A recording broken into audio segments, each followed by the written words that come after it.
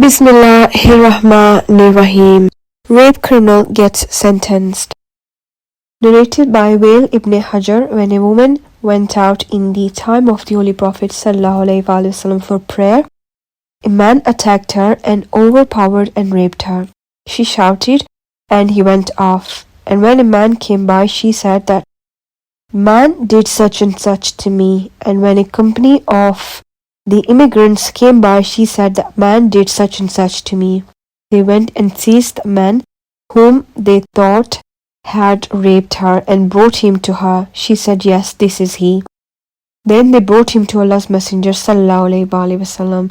When the Holy Prophet sallallahu alaihi wasallam was about to pass sentence, the man who actually had assaulted her stood up and said to Messenger of Allah, I am the man who did it to her. The Holy Prophet ﷺ said, go away, for Allah has forgiven you.